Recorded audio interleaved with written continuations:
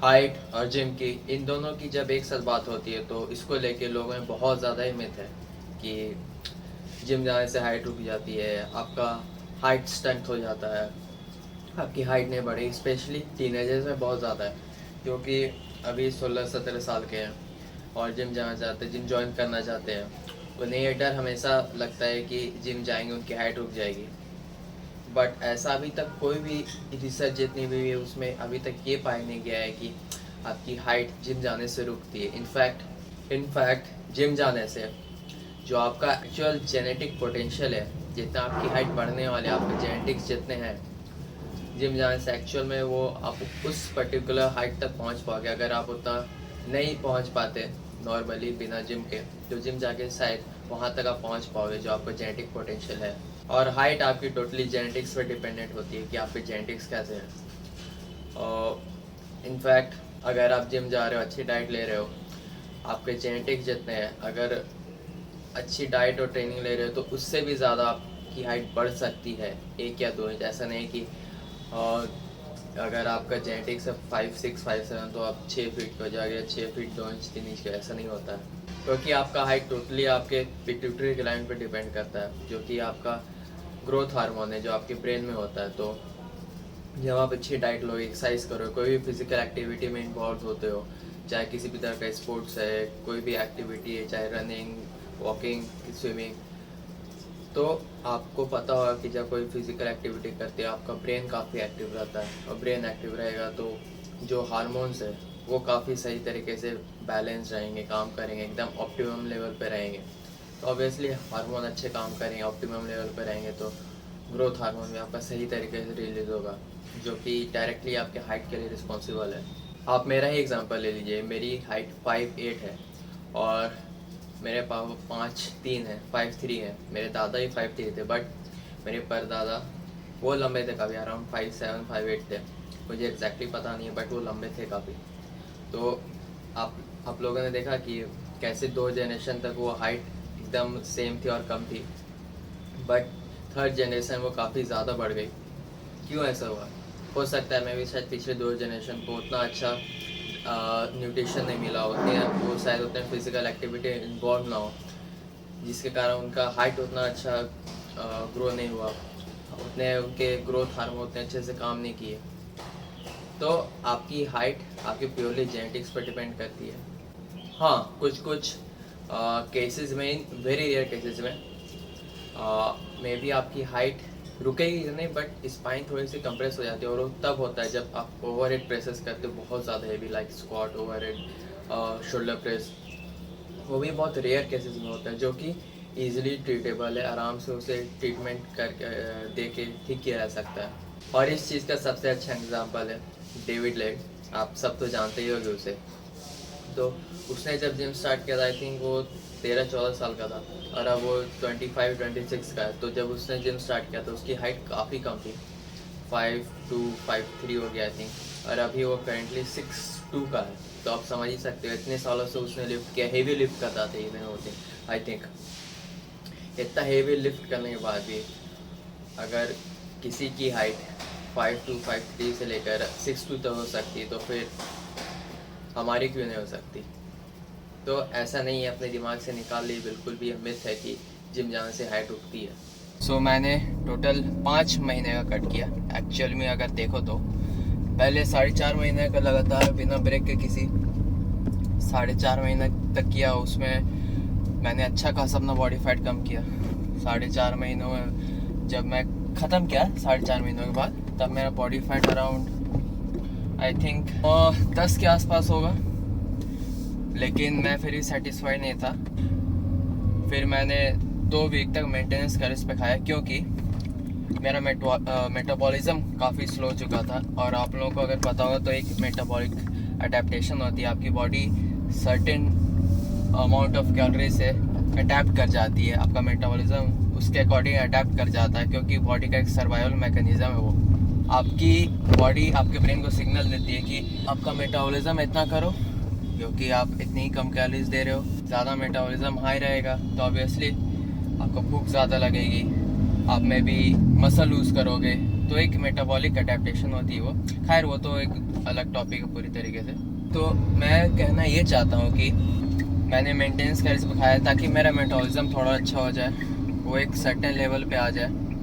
तो maintenance carriage पे खाया, तो उसके बाद मेटाबॉलिज्म ऑब्वियसली धीरे धीरे 2 वीक में नॉर्मल लेवल पे आया। उसके बाद फिर मैंने 2 वीक का और मैंने कट किया, क्योंकि मैं सेटिस्फाइड नहीं था जिस बॉडी फैट लेवल पे था मैं, मुझे और लो जाना। तो 2 वीक में मैंने अराउंड अपना 1 kg वेट और कम किया, और मैं अराउंड 8.59% बॉडी फैट तक गया।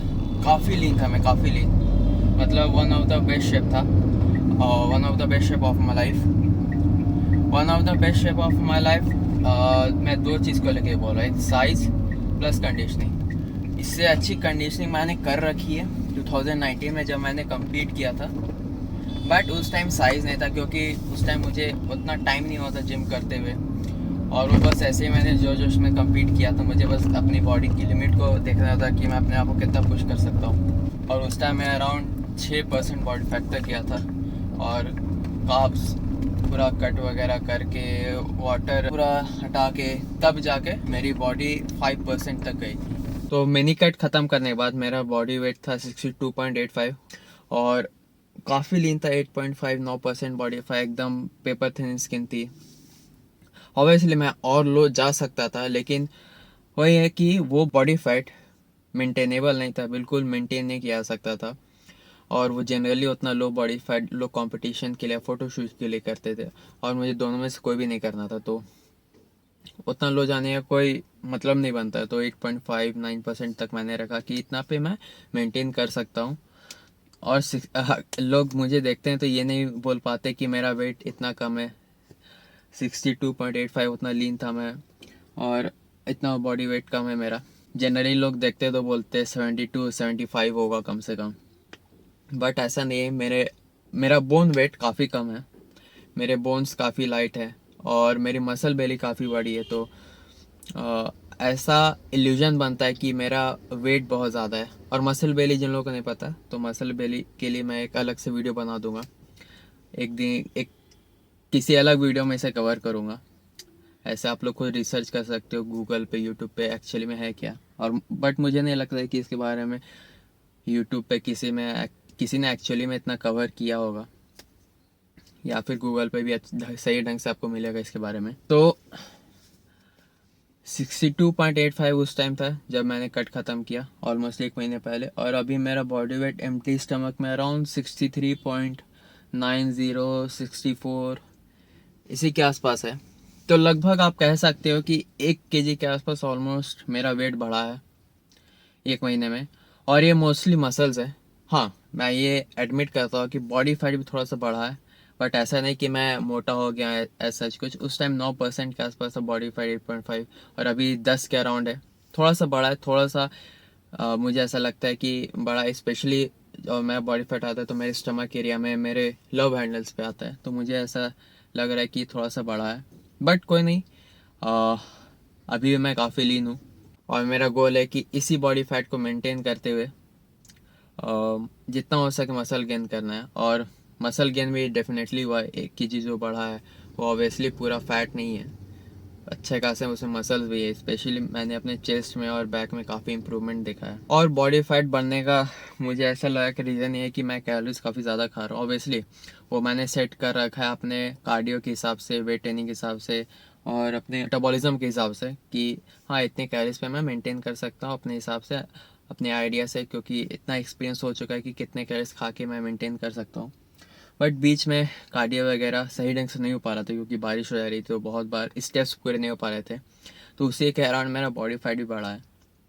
बट अभी मैं क्या कर रहा हूँ, जैसे आप लोग बताया कि वर्कआउट करने के बाद ही ट्रेडमिल पर हाफ एन आवर चलता हूँ, और ट्रेडमिल पे हाफ एन आवर चलना और ऐसे नॉर्मल वॉकिंग करना रोड पे हाफ एन आवर, बहुत डिफरेंस है। ट्रेडमिल पर काफ़ी इंटेंस होता है हाफ एन आवर वो जो मैं करता हूँ। सो या, और आज रक्षाबंधन है, तो आप देख ही सकते हो, शायद टीका वगैरह भी लगा होगा शायद, अगर मीठा नहीं होगा तो आप सभी को हैप्पी रक्षाबंधन भी। सो मेरा प्री वर्कआउट ख़त्म हो चुका, और आई थिंक पिछले 1 वीक से मैंने प्री वर्कआउट नहीं लिया है। मैं भी शायद अब मैं ऑर्डर करूँगा तो अगले वीक से शायद प्री वर्कआउट लेना स्टार्ट करूँगा वापस से। बट प्री वर्कआउट 15-20 दिन लेने के बाद फिर छोड़ना, क्या इससे मेरा वर्कआउट अफेक्ट हुआ? क्या जो मैं रेपिटेशन लेके जाता था वो कम हुए? तो जवाब है नहीं। क्यों? क्योंकि मैं ना प्री वर्कआउट के भरोसे आता हूँ और ना ही म्यूज़िक के भरोसे कि हेडफोन लगाऊंगा या प्री वर्कआउट करूँगा तभी मेरा वर्कआउट एकदम 100% होगा, ऐसा नहीं है। मैं सिर्फ अपने पीछे ट्रेनिंग के नोट्स के भरोसे आता हूँ, मतलब मैंने जो नोट किया अपना ट्रेनिंग के सारे सेट्स और रेपिटेशन उसके भरोसे आता हूँ। और मेरा गोल रहता है कि जितने रेपिटेशन मैंने पिछले सेशन में निकाले उतना तो मुझे करना ही करना है। ज़्यादा नहीं जाए चलेगा, बट पिछले सेशन में जितना मैंने किया था एटलीस्ट उतने जाने चाहिए। अगर उससे कम जा रहा है तो फिर दिक्कत है। फिर मुझे सोचना पड़ा है क्यों नहीं जा रहा है, क्यों कम गया, क्या मैंने पिछले दिन कोई अपना मील मिस किया था, या मेरी स्लीप अच्छी नहीं है, या फिर मैंने अपना 100% नहीं दिया उस पर्टिकुलर सेट में, या फिर उससे पहले वाले किसी एक्सरसाइज में मैंने ज़्यादा पुश किया। कोई ना कोई तो रीज़न होता है कि आपने जितने रेपिटेशन की पिछले सेशन में इस बार कम गए, तो कोई ना कोई रीज़न ज़रूर होगा। ऐसे ही आपकी बॉडी की स्ट्रेंथ कम नहीं होती, जो बढ़ी वो तो रहेगी। सो सेल्फ एनालिसिस भी बहुत ज़रूरी है। सो मुझे बेंट ओवरविंग एक बहुत ही अमेजिंग एक्सरसाइज लगती है बैक के लिए, और मैं अपने बैक की पहली एक्सरसाइज यही करता हूँ। और एक्चुअली देखा जाए तो पुल अप्स पहले एक्सरसाइज रहती है, बट वेटेड एक्सरसाइज में सबसे पहला मेरा बेंट ओवरविंग में ही रहता है। और मुझे ऐसा लगता है कि बैक की थिकनेस और विड्थ बढ़ाने की बहुत ही अमेजिंग एक्सरसाइज है। बट इसमें बहुत सारे आर्गूमेंट्स आ सकते हैं, और वो आर्गूमेंट ये हो सकते हैं क्या सिर्फ कंपाउंड एक्सरसाइज करके अपने बैक को ग्रो कर सकते हैं, या फिर बॉडी किसी भी मसल से ग्रो कर सकते हैं? तो जवाब है नहीं। आप सिर्फ मशीन्स की एक्सरसाइज को करके लाइक लैट पुल डाउन या फिर सीटेड रोइंग सिंगल हैंड और या फिर पुल ओवर्स, तो ऐसी एक्सरसाइज करके बैक को ग्रो कर सकते हो। बट मुझे ऐसा लगता है कि मेरे लिए बहुत अच्छा काम करता है। और बेंट ओवरविंग और सिंगल हैंड डाउन रोइंग, ये तो ऐसी एक्सरसाइज थी जिसे मैंने अपने पूरे लिफ्टिंग करियर में सबसे ज़्यादा यूज़ किया है। और मुझे ऐसा लगता है कि ये दोनों मेरे लिए बहुत ज़्यादा बेनिफिशियल रहे ताकि थिकनेस और वेट को बढ़ाने के लिए।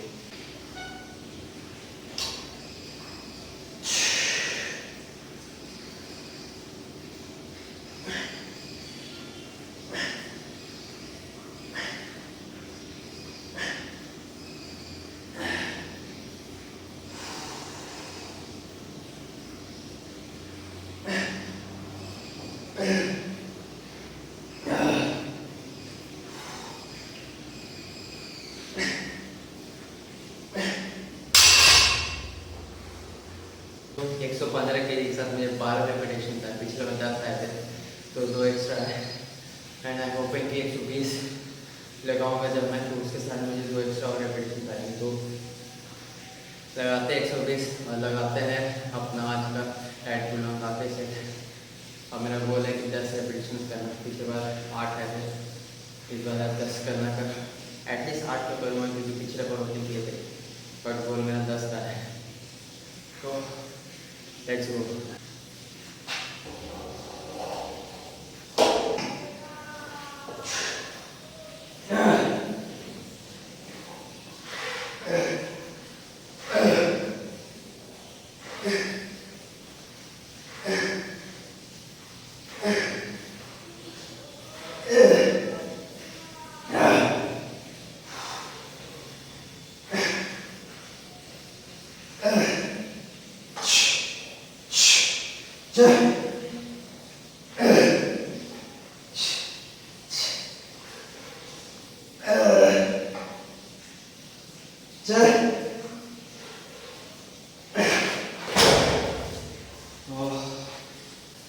सो 10 का गोल था, टोटल 11 किए मैंने। हालांकि जो 11 रेपिटेशन था वो पार्शियल था, बट स्टिल काउंट तो होता है। सो पिछले बार से अगर क्लीन रेपिटेशन की बात करोगे तो टोटल की बात करोगे तो 3 है extra. This is what I tell you guys in every one of my videos. Progressive overload track करो अपनी ट्रेनिंग को, उससे हमेशा 1 या 2 ज़्यादा करने की कोशिश करो। बहुत सारे लोगों को मैंने देखा है कि अगर उनका किसी भी सर्टेन बॉडी पार्ट में ग्रोथ नहीं हो रहा है, वो स्टक हो चुके हैं, फ्लैक्टिवेट कर चुके हैं, तो क्या करते हैं कि अपने एक्सरसाइजेस को ही चेंज कर देते, पूरा पैटर्न को चेंज कर देते हैं, जिस सीक्वेंस में करते उसे चेंज कर देते। बट आपको एक्सरसाइजेस चेंज करने की ज़रूरत नहीं है। जिस सीक्वेंस में करते हो, जो करके एक्सरसाइज कर रहे हो पर्टिकुलर बॉडी पार्ट की, सेम करते रहो। बस ये कोशिश करो कि जो जो आप एक्सरसाइज कर रहे हो जिस वेट के साथ, उसे आप कैसे चैलेंजिंग बना पाओ। फॉर एग्जांपल, जैसे अगर आपका किसी पर्टिकुलर वेट के साथ बहुत इजी हो गया है एक्सरसाइज करना, तो उसे चैलेंजिंग बनाने के लिए आप नेगेटिव स्लो लॉ को डाल दो 2-3 सेकेंड का टाइम लेके, और पीक कॉन्ट्रैक्शन वाले प्लेस पे 1 सेकेंड का पॉज लो, होल्ड लो, देन अगेन पुश करो, या फिर पुश भी करो तो 2-3 सेकेंड टाइम लेके अलग अलग तरीके आप करके देख सकते हो। रिपीटेशन के साथ आप चेंजेस करके देख सकते हो। अगर आप बहुत टाइम में हेवी वेट के साथ ट्रेनिंग कर रहे हो, थोड़ा वेट को कम करो, क्योंकि बहुत बार आपकी बॉडी हेवी वेट के साथ बहुत ज़्यादा यूज हो जाती है प्रोग्रेसिव ओवरलोड करने के। प्रोग्रेसिव ओवरलोड नहीं होता है बहुत बार, तो वेट कम कर दो, हाई लेवल्स पे थोड़ा सा ट्रेन करो। और इसे बहुत लोग डीलोड भी बोलते हैं। जिस वेट से आप ट्रेनिंग करते आ रहे वेट के साथ, उसका 50% या 60% पे आप ट्रेन करो, या फिर जो वेट के साथ ट्रेनिंग कर रहे हो उसी को थोड़ा सा चैलेंजिंग बनाओ, अपने तरीके से बनाओ जिसमें आपको मज़ा आए करने में। और उसके बाद नहीं हो रहा तब में भी आप चेंज कर सकते हो अपने एक्सरसाइज के पैटर्न को, एक्सरसाइज को, जैसा आपकी मर्जी।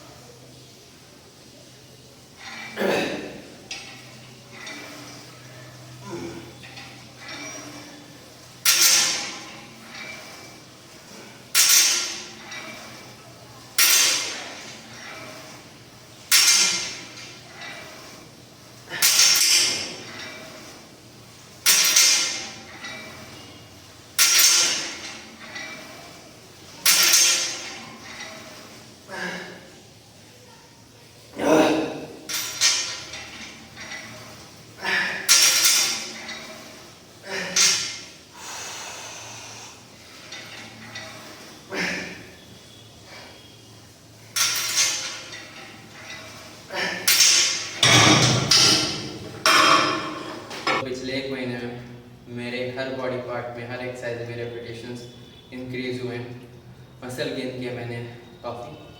तो अगर मैं मेंटेनेंस कैलोरीज पे खा के अच्छा खासा मसल गेन कर सकता हूँ, तो आई थिंक कोई भी कर सकता है। एक्चुअली मैं जेनेटिकली गिफ्टेड नहीं हूँ, और ये मैं मानता हूँ मेरे जेनेटिक्स बहुत ही एवरेज है। बट एक या 2 चीज़ों में मैं काफ़ी गिफ्टेड हूँ। सबसे पहला कि मेरी पेन टॉलरेंस काफ़ी ज़्यादा है, मैं फिजिकल पेन काफ़ी एंड्योर कर सकता हूँ। तो ऑब्वियसली आप लोग बताओ कि अगर कोई फिजिकल पेन एंड्योर कर सकता है, तो यहाँ पे जिम में आके वो ज़्यादा पुश कर सकता है, ज़्यादा रेपिटेशन निकाल सकता है।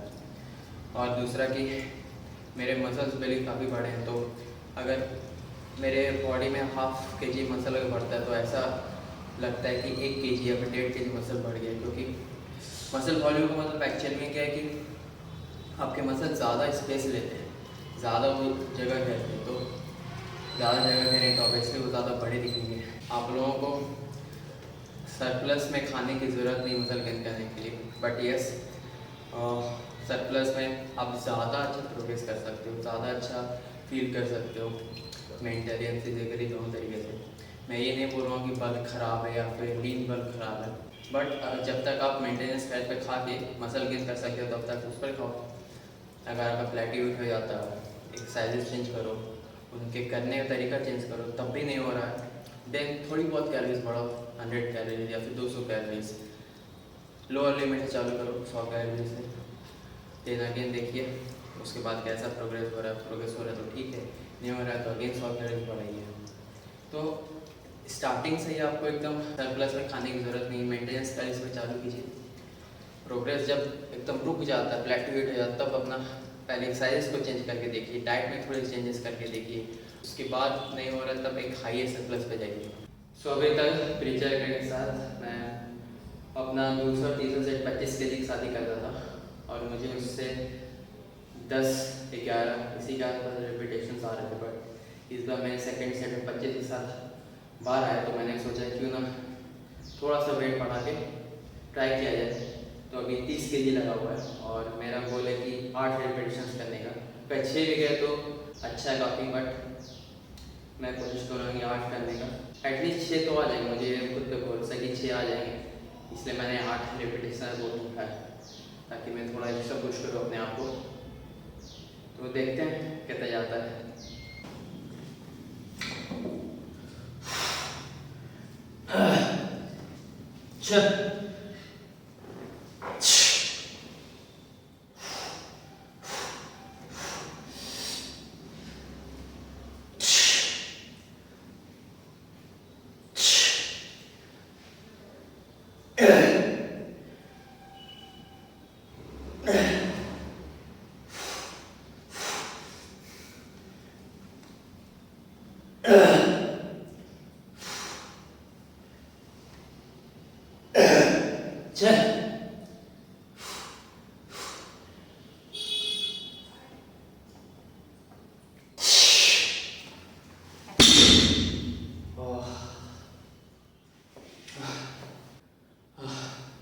आठ तो नहीं आए बट 7 आए।